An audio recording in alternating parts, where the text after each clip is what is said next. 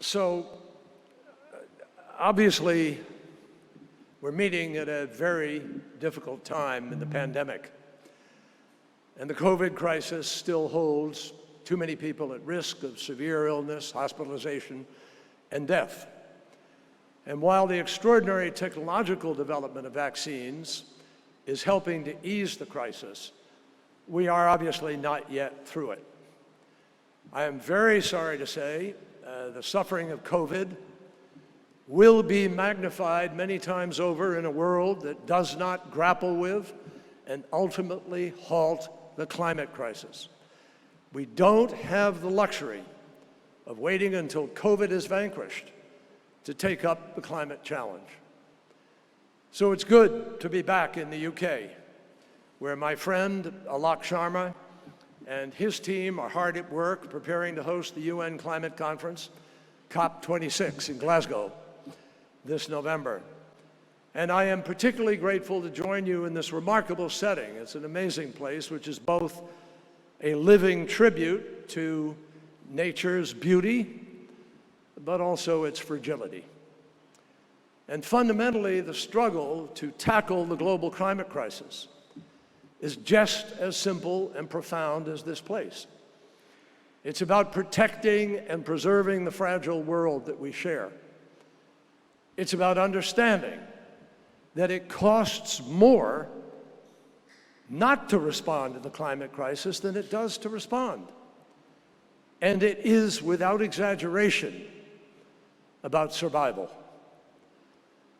But within the question of how we meet our collective responsibility is a political question, not about partisanship or ideology, but about the simple capacity of our institutions to come together and to do big, transformative things. And that is also something about which the legacy of London can tell us a great deal. I spent enough time in Europe as a young person that I learned not to take stability on the continent for granted. My grandfather was an American businessman who raised his family between the US, the UK, and France as the storm clouds of World War II gathered. My mother and members of her family fled France as an occupying army moved through the country.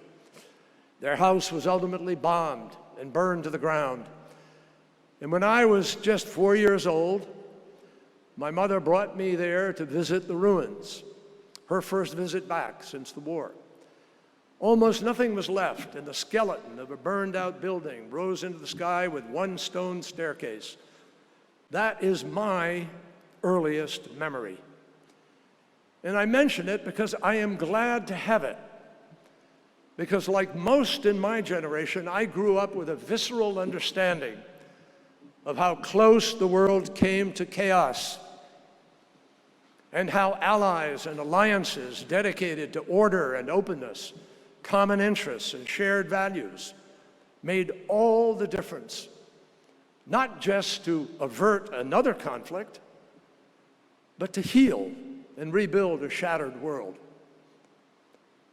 The world order that exists today did not just emerge on a whim. It was built by leaders and nations determined to make sure that never, never again would we come so close to the edge of abyss. And that journey has always given me a bedrock confidence that together we actually can solve humanity's biggest threats.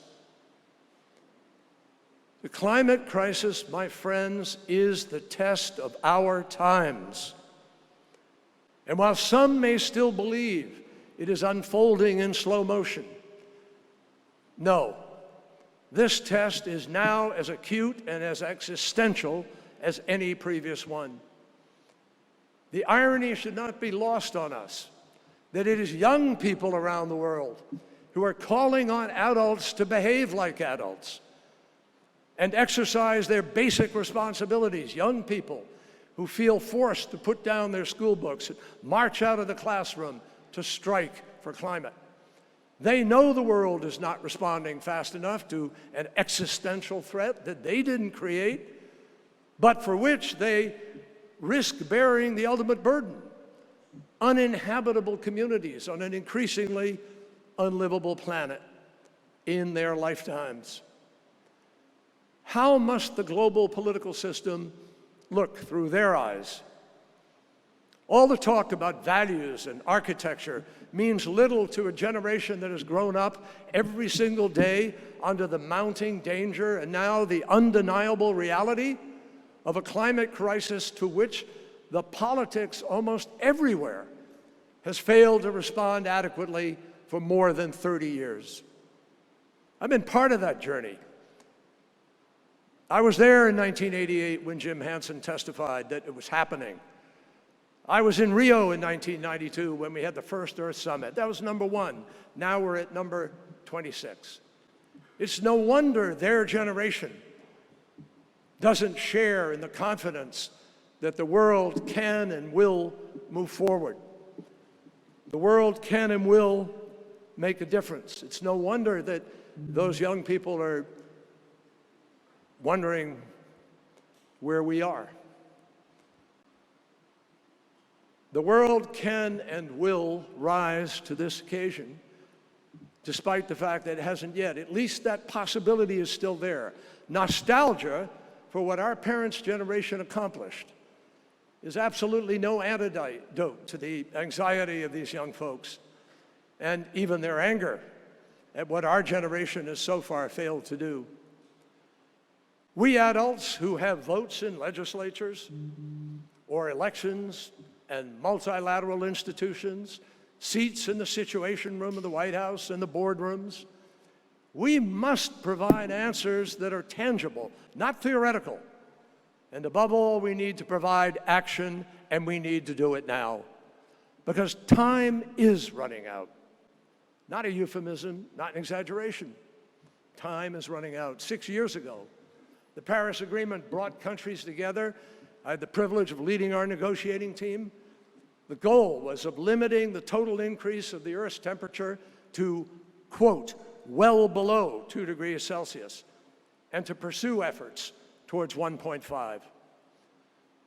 Under the agreement, each country committed to do what it determined by itself it was willing to do, collectively, to put the world on the right path. Yes, the agreement was a historic show of unity in the face of global threat, and it is making a difference today. Countries have put forward initial targets that would reduce warming by about a full degree Celsius. Just achieving that was crucial progress, pulling us back from the brink of an inconceivably dangerous future.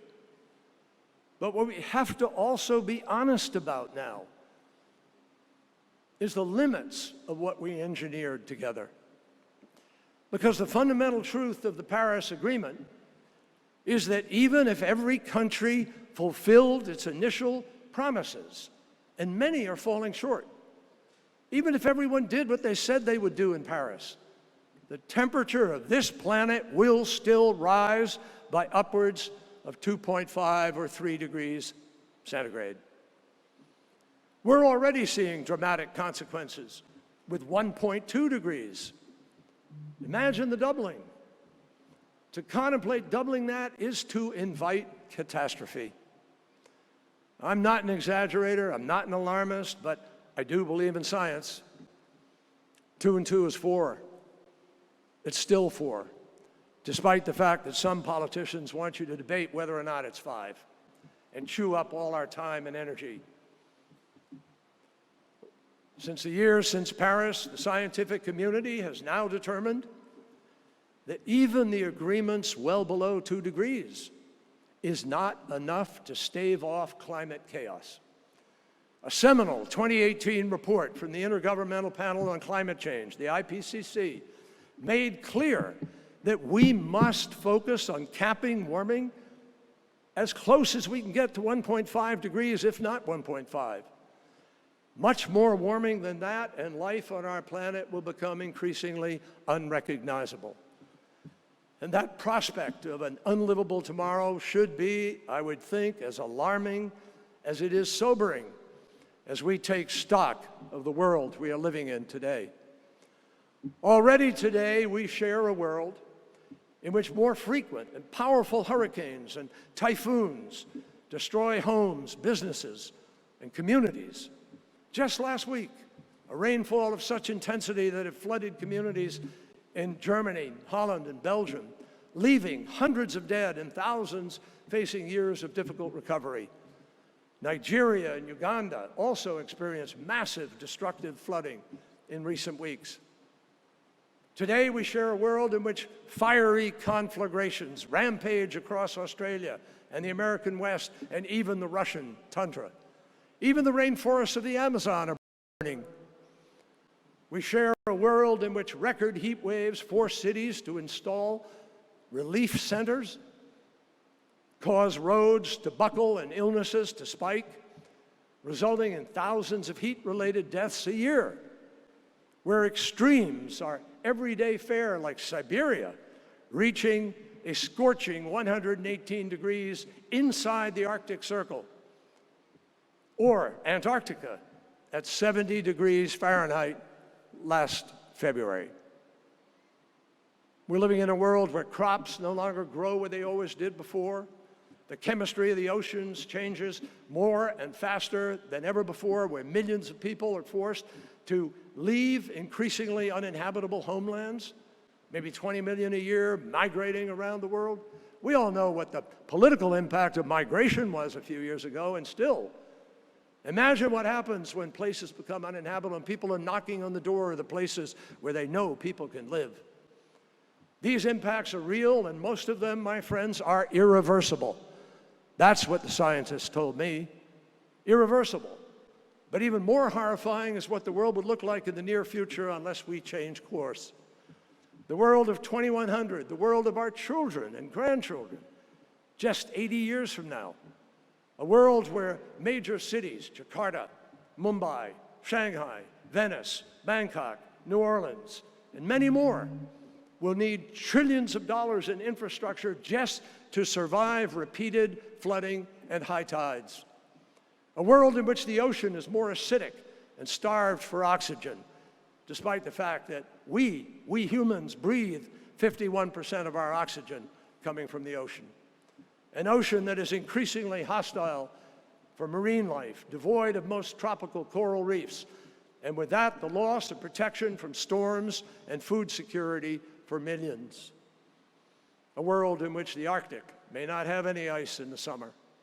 A world in which over 1/3 of the population will face longer-lasting heat waves with unprecedented regularity.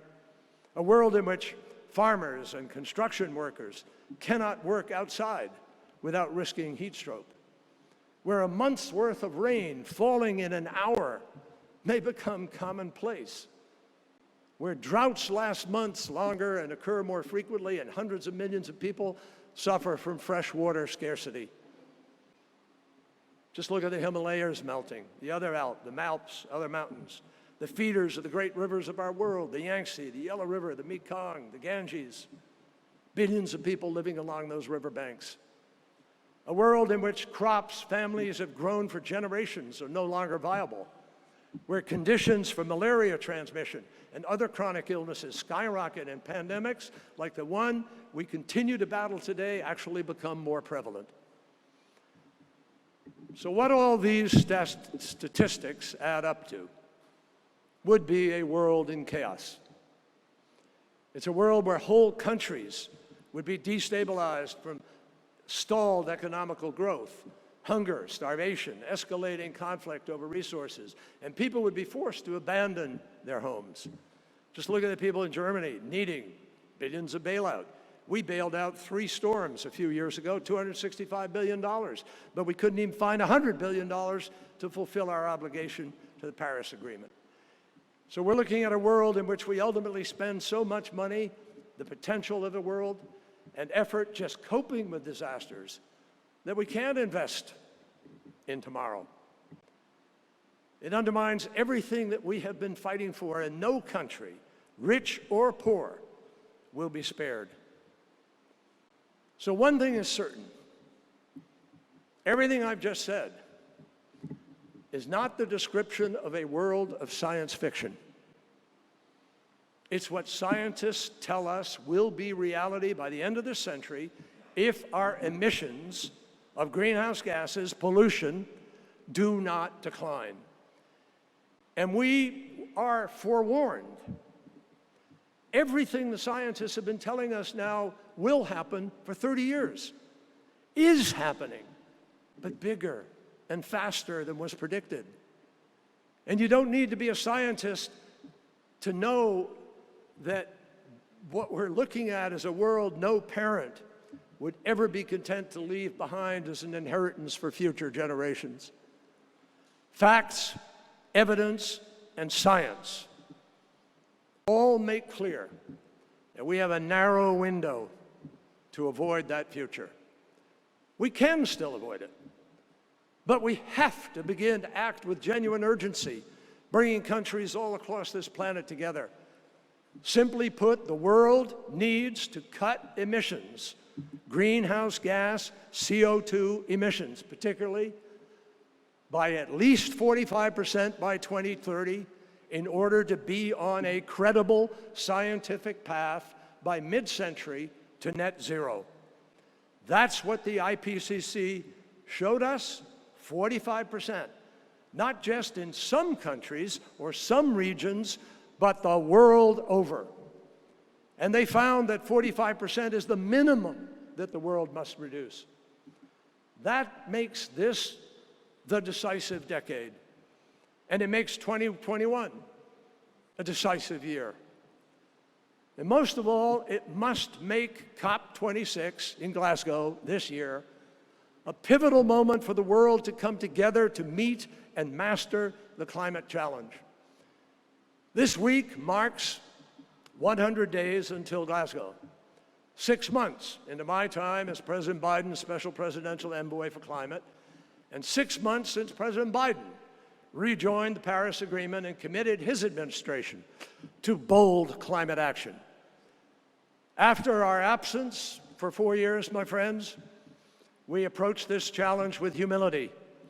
But let me be clear, we approach it with ambition. We know that we cannot redeem the past or retrieve 4 lost years, which in Churchill's phrase could be described as years the locusts have eaten. But now a new American president is boldly moving to make up for lost time, and this is an important demarcation moment to assess where we all stand with the time that we have left to get the job done. To meet the challenge at the Leaders' Summit in April, the United States announced an ambitious target of reducing our emissions over the next 10 years. By 2030, we will reduce by 50 to 52%. And President Biden announced bold policies to back that up. It's not rhetoric, it's real. Pick up the paper today and you read about the fight that's going on for infrastructure and for the future. He's planning to put 500,000 electric vehicle stations deployed by 2030 around our country. He set a carbon-free power sector goal by 2035, investing $35 billion in clean energy research, development, and demonstration, and achieving net zero emissions no later than 2050, if not sooner. We are moving to reach these goals with legislative and regulatory action, including working with Congress to achieve unprecedented resources for climate-focused assistance for developing countries. We do all this knowing full well no country and no continent alone can solve the climate crisis. So we are working with allies, partners, competitors, and even adversaries, all too aware that some things happen today threaten to erase the very progress that so many are struggling to advance. How alarming is it, my friends, that as we race to Glasgow, some countries are currently still building new carbon-polluting coal plants and even planning to break ground on more in the future.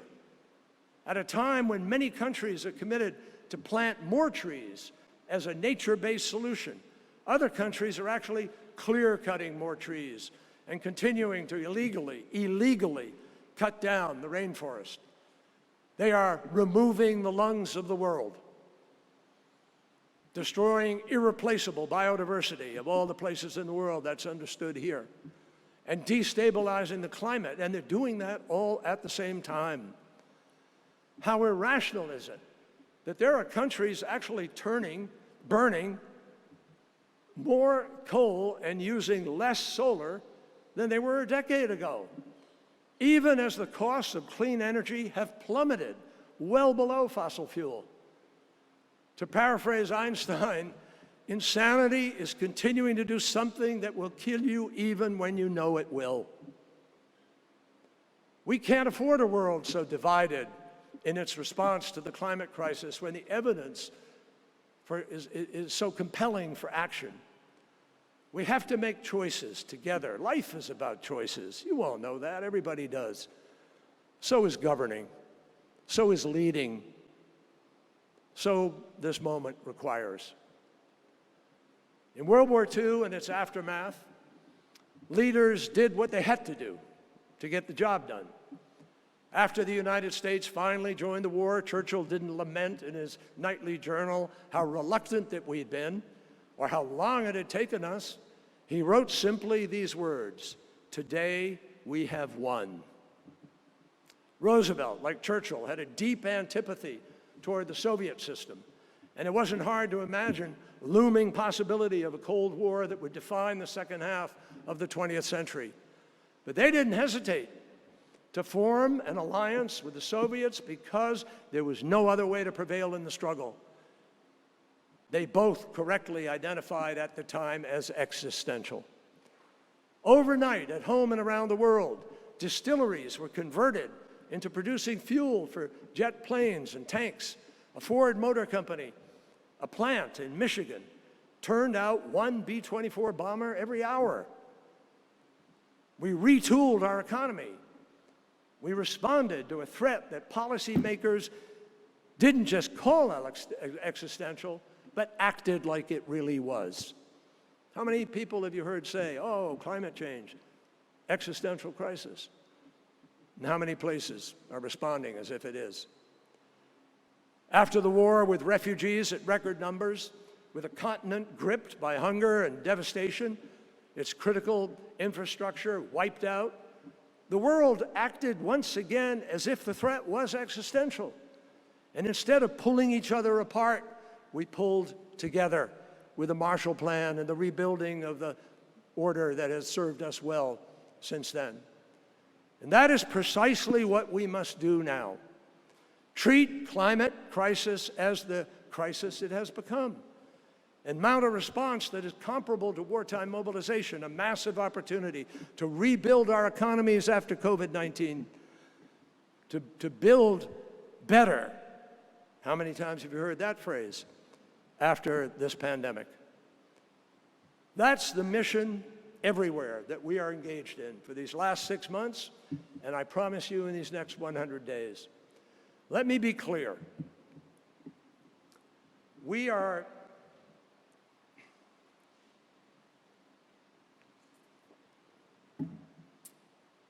I want to be very clear about this because there are countries that express concern about what they're asked to do.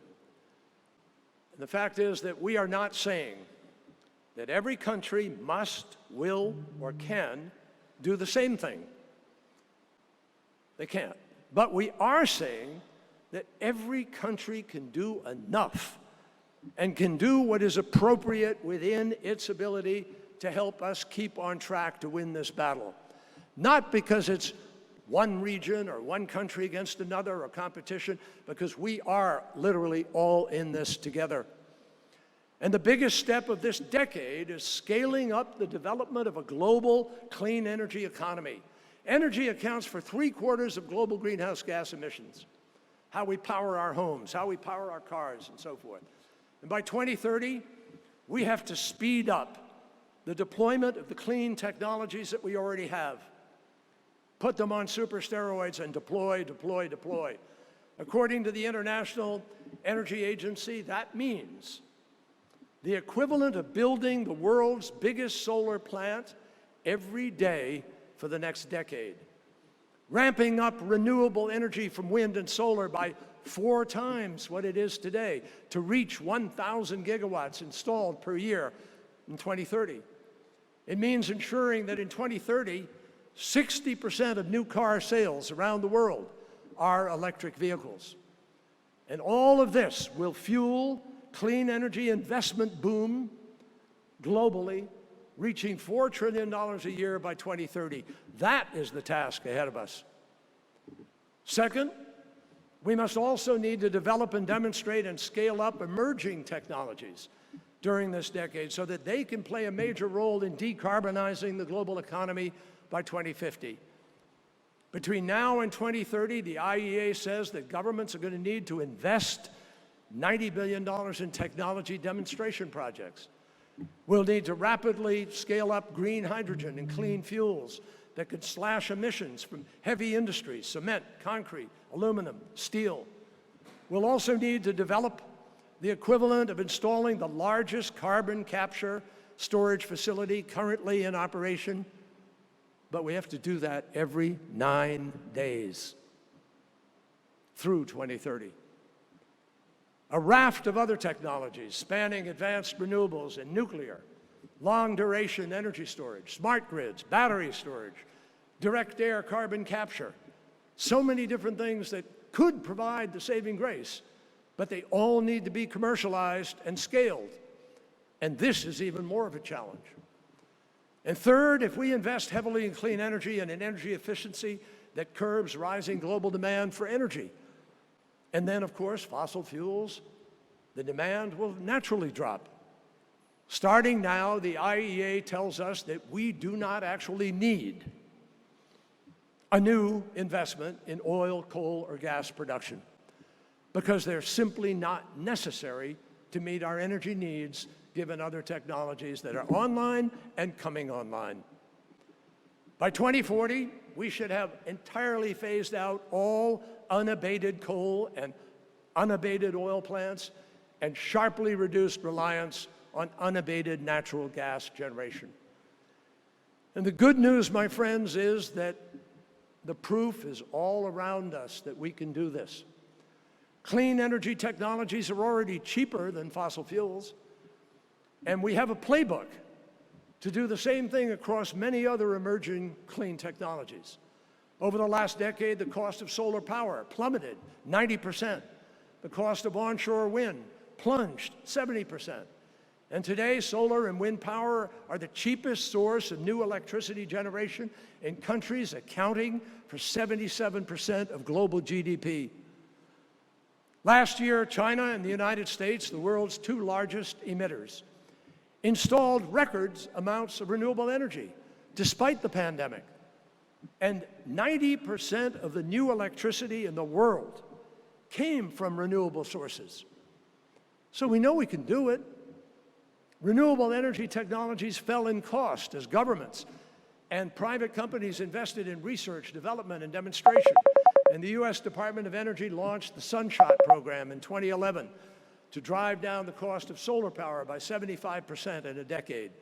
And thanks to advances in our country and around the world, solar hit that target 3 years early. Learning from this experience, the Biden administration is launching a series of Earth shots to drive down the costs of new technologies, marshaling the innovative capacity of researchers and companies. And if we meet these Earth shots by 2030, we will turbocharge the clean energy revolution. Already, inspiring innovations are emerging from research laboratories and garnering private investment to enter commercial markets. Breakthroughs in solid-state batteries could enable electric vehicles' driving range to actually be longer than traditional gasoline cars, with lightning-quick recharging times. The next generation of solar cells can produce more power from the sun at a fraction of the cost of today's already inexpensive technology. We're on the march. We're headed in the right direction. We just don't know when we're going to get where we need to. Reaching global net zero emissions represents the greatest market transformation with the greatest economic promise since the Industrial Revolution. But the energy sector isn't the only driver of global emissions. Other areas are critical as well, such as halting illegal deforestation to manage emissions from land use. More and more countries are emboldening their commitments to climate action, and they're reaping the benefits for their people and their economies. At the summit in April in Washington, but globally, virtually, Canada raised its 2030 target from 30% to fully 40 to 45%. It is now working on its own roadmap for implementation. Japan stepped up to pledge a reduction in its emissions by 46 to 50%. These powerful announcements built on the impressive pledges from the European Union to slash emissions by 55% by 2030, and the United Kingdom to cut its emissions by 68% in the time frame. Here in the UK, you have demonstrated how to align economic value with climate action, with a 10-point green industrial plan for the future, from offshore wind to clean hydrogen to jet fuel and more. And countries like Germany have also made important contributions to bend the global cost curve of solar power and deploy renewables on a large scale. And what does all that add up to? Before and during the April summit, countries representing 55% of global GDP announced 2030 commitments consistent with the global pace required to keep 1.5 degrees within reach. And momentum continues to build worldwide as we meet with various countries. South Korea and South Africa are both on track to strengthen their own climate targets ahead of Glasgow. Some of the world's leading producers of oil and gas are already showing signs they're ready to move too. Russia just agreed with us on the importance of robust implementation of Paris's temperature goals and the global pursuit of net zero emissions, which they've never embraced yet. After my visit to Moscow last week, we announced a joint commitment to make, quote, significant efforts in this decade to limit global warming. Saudi Arabia likewise joined us in affirming the importance, quote, the importance of reducing emissions and taking adaptation actions during the 2020s to avoid the worst consequences of climate change. And in a landmark regional dialogue of 10 Middle East and North African countries in the United Arab Emirates, including multiple oil producers, countries unanimously agreed to reducing emissions by 2030. Now, yes, these are only words, and we're clear-eyed about that. But they're the start. They are encouraging words. And in the next 100 days, we can build on that. The conversation is shifting from half measures to what it actually takes to get the job done. For example, major players are mobilizing to, quote, tap the brakes to cutting methane, a short-lived but potent greenhouse gas that many times more destructive than carbon dioxide. But here is the challenge. Despite 55% of the world climbing on board for a 1.5 degree future, including many of the countries I just mentioned, despite that, there is still so much more that needs to be done. Mother Nature does not pick and choose which country's emissions are warming the planet. Before she engulfs us in droughts or fires or floods, Mother Nature doesn't differentiate between greenhouse gases from Europe or from the US or from China. Mother Nature only feels the impact and tracks emissions into the atmosphere writ large. And what matters to our collective fate is the total of all those gases and the emissions track we are on together. That brings us inexorably to the world's relationship with China. To those who say we should avoid engaging with China on climate change because of our differences, I say there is simply no way, mathematical or ideological, to solve the climate crisis without the full cooperation and leadership of a country that today leads the world with 28% of global emissions. The International Energy Agency has laid out the reductions that are needed at a global scale, and their statistics imply that if China sticks with its current plan and does not peak its emissions until 2030, then the entire rest of the world would have to go to zero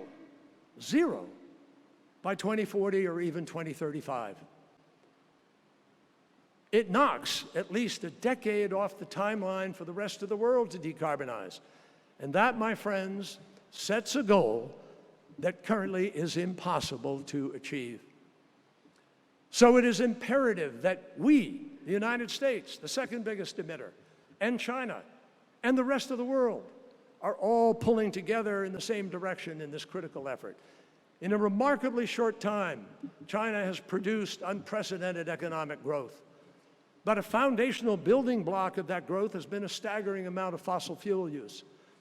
And as a large country, an economic leader, and now the largest driver of climate change, China absolutely can help lead the world to success by peaking and starting to reduce emissions early during this critical decade of 2020 to 2030. And I say that simply because it is factual scientifically. The truth is there's no alternative, because without sufficient reduction by China, together with the rest of us, the goal of 1.5 degrees is essentially impossible. China's partnership and leadership on this issue of extraordinary international consequence is essential. And even as China continues to build and fund coal-fired power plants at a troubling pace, it is important to note that China has generally exceeded its international climate commitments in what it does at home. As it builds out the details of their 14th five-year plan, experts all around the world are convinced that they could find greater opportunities to accelerate reductions in emissions without losing or slowing down their economy, and without being asked to do something that's unfair. I am convinced they can overperform with higher commitments to renewable energy to displace a great deal of coal. More attention could be paid to methane emissions, a faster transition to electric vehicles, stronger building codes, industrial processes offer huge possibilities to show leadership in building clean energy economies. President Xi announced to the UN last year that China would, quote, scale up its NDC. And we hope that will include sector-specific near-term actions in their 14th five-year plan, enabling earlier peaking and the possibility of rapid reductions afterwards. Now, obviously, it is not a mystery that China and the US have many differences. But on climate cooperation, it is the only way to break free from the world's current mutual suicide pact. President Biden and President Xi have both stated unequivocally that each will cooperate on climate despite other consequential differences. America needs China to succeed in slashing emissions, and China needs America to do its part and do the same.